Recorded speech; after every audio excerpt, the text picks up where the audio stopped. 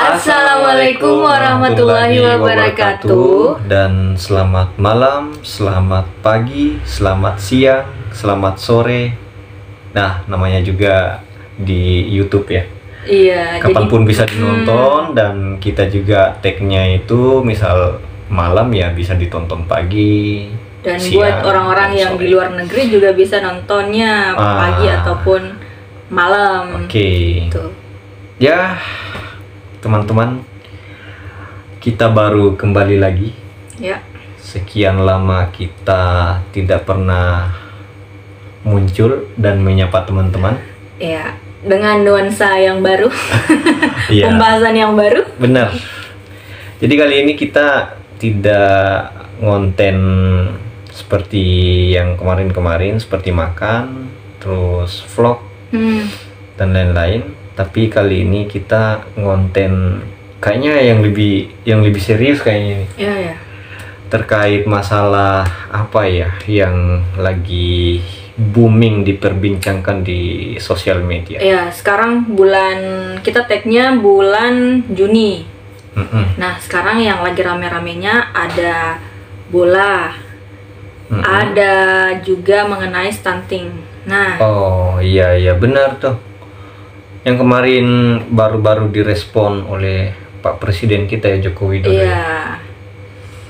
Mengenai dana stunting 10 miliar. Yep.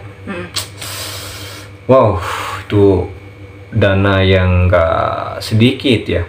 Ya dengan 10 miliar itu juga ya bisa menjadi cerminan bahwa pemerintah itu ya betul-betul menaruh perhatian ya.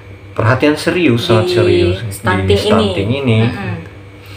Dan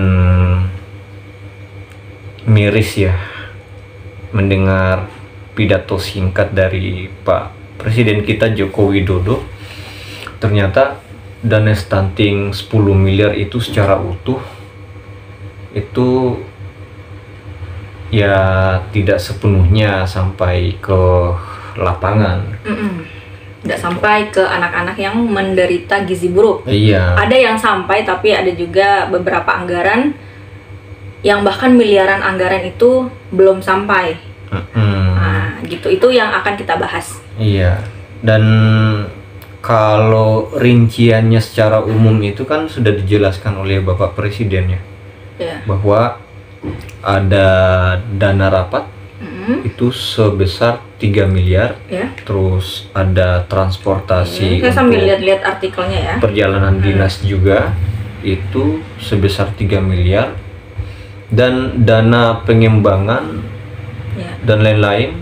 Itu dana pengembangan ini kalau menurut saya abstrak banget, itu pengembangannya kayak gimana gitu. Itu dialokasikan 2 miliar. Artinya 3 miliar tambah 3 miliar tambah 2 miliar itu sudah 8 miliar dari dana utuh 10 miliar itu. Nah, itu kan belum masuk ke pengadaan kayak telur, daging untuk memenuhi gizi anak-anak yang penderita gizi buruk atau stunting. Itu. Nah, dari 8 miliar ini yang sudah dirincikan secara umum tadi berarti sisanya ada 2 miliar. Bahkan sisanya 2 miliar ya. Sisanya 2 miliar. Tidak sampai setengahnya dari 10 miliar. Iya, saya melihat bingung juga sih.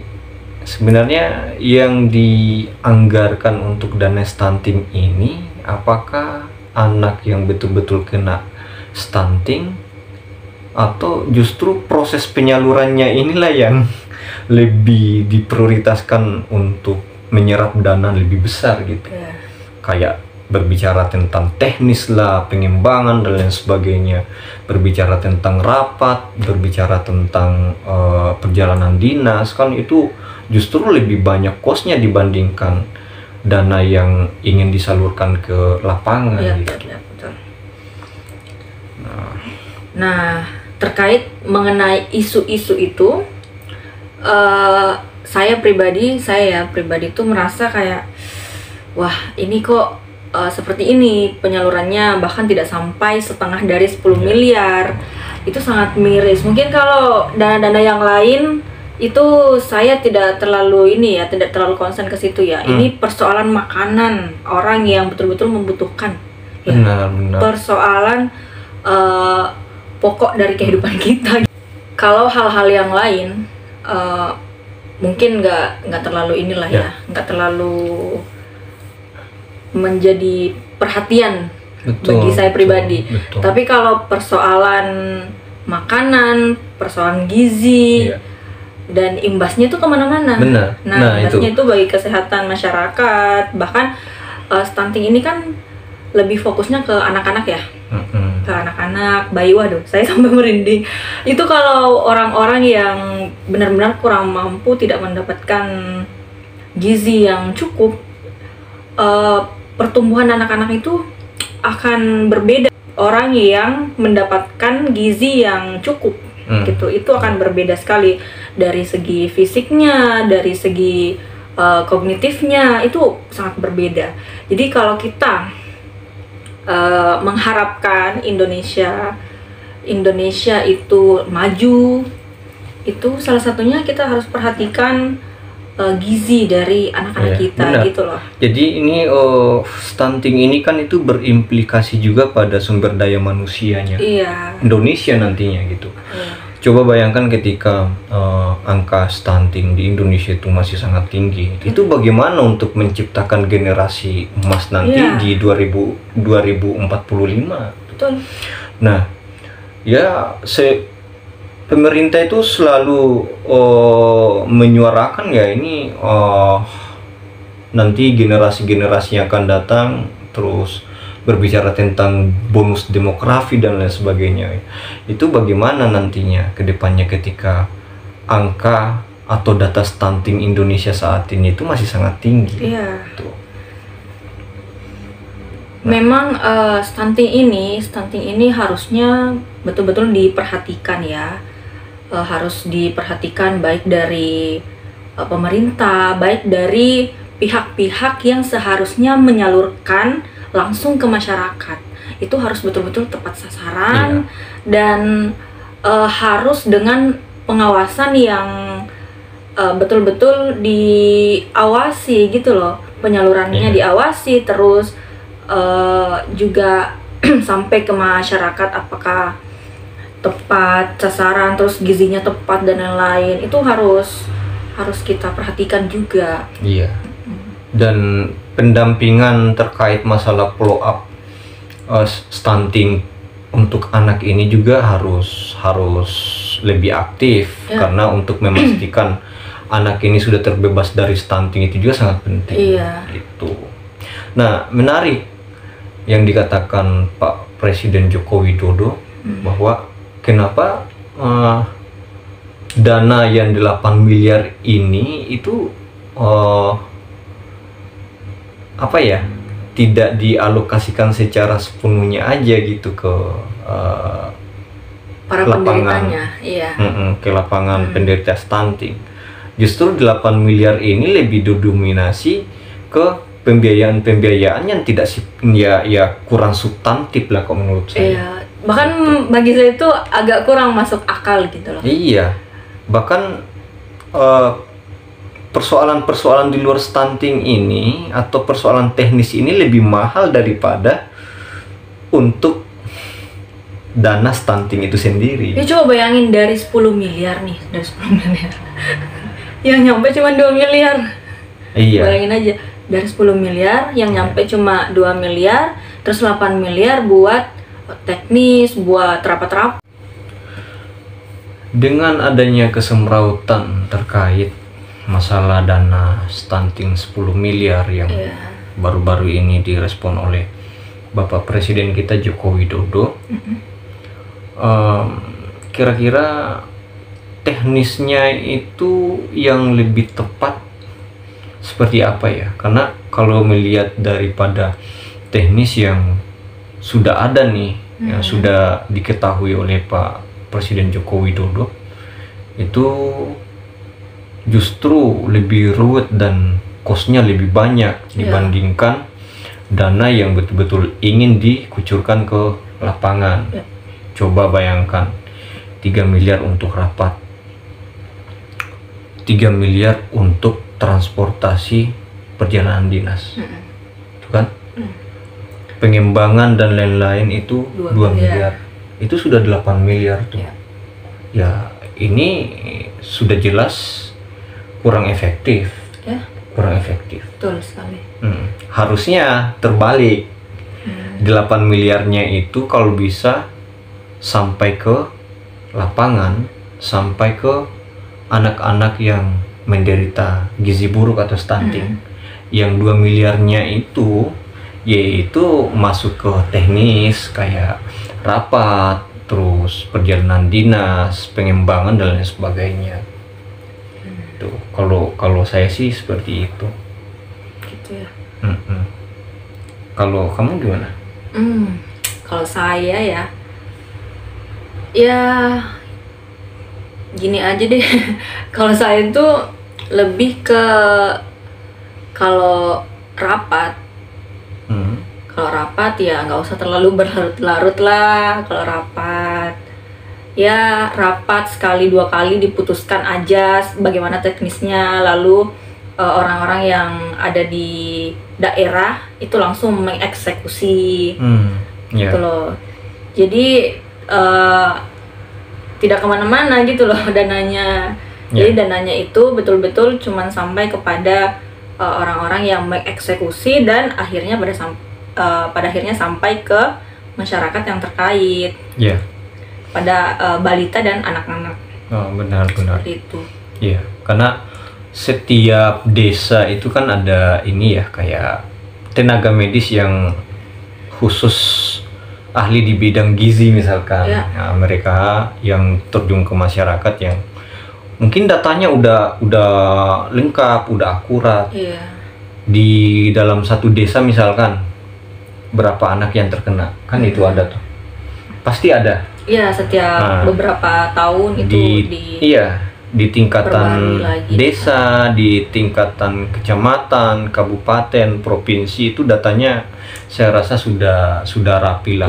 Dan berdasarkan data itu saya rasa pemerintah sudah mempunyai pegangan yang bisa dikatakan by data emang. By data. Sudah valid.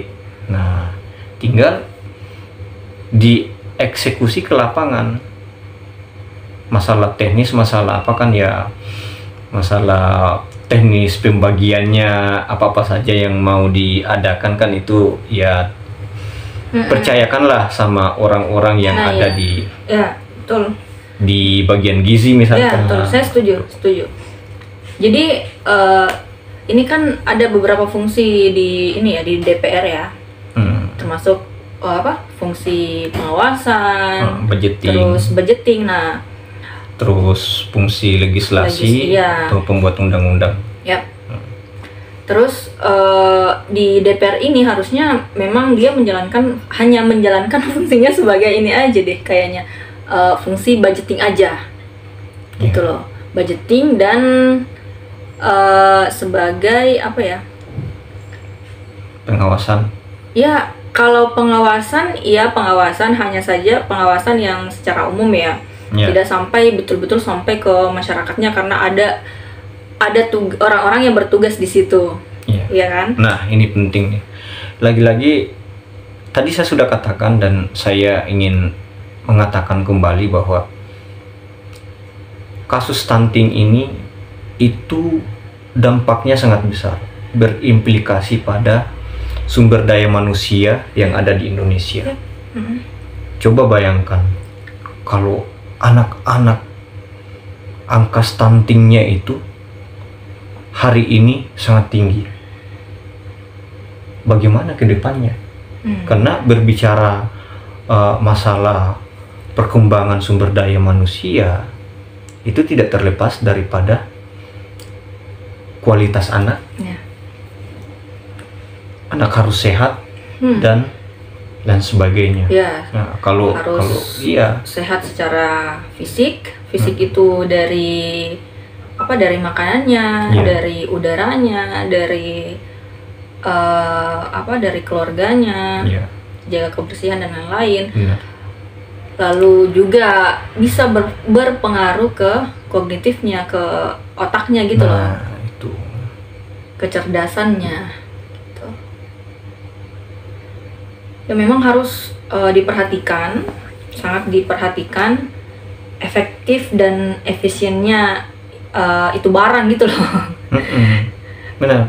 Jadi harusnya memang harusnya memang lebih banyak yang turun ke sasarannya, ke objeknya daripada ke hal-hal yang hanya sebatas teknis gitu.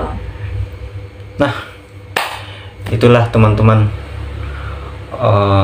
sedikit terkait masalah stunting yang lagi ramai diperbincangkan. Kita juga masih sangat terbatas dan tentu yang kita bahas saat ini itu ya yang kita ketahui saja, dan kebanyakan malah mengutip dari perkataan Bapak Presiden Joko Widodo gitu ya. Nah, kalau kita lihat, kita analisis, kita respon, ya kok kayak gini, itu kesannya kurang rasional aja. Tidak berimbang antara fakta yang ada di lapangan atau dana yang akan dikucurkan ke lapangan dengan hal-hal yang bersifat teknis. Justru hal-hal yang bersifat teknis inilah yang lebih banyak menggunakan dana dibanding hal yang substantif, yaitu anak-anak nantinya akan diberikan gizi dan lain sebagainya gitu. Harusnya habis dibahas ya udah langsung kerja, dibahas kerja gitu. Ya, mungkin itu saja ya teman-teman. Cukup sampai di sini pembahasan kita terkait masalah stunting atau penganggaran dana stunting 10 miliar yang lagi kontroversial saat ini. Selalu didukung channelnya Zakia Hidayah. Semoga kita kedepannya bisa membahas hal-hal yang lebih aktual lagi, yang lebih bermanfaat lagi, dan tentunya lebih menarik lagi. Oke, terima kasih. Billahi taufiq wal hidayah. Wassalamualaikum warahmatullahi wabarakatuh.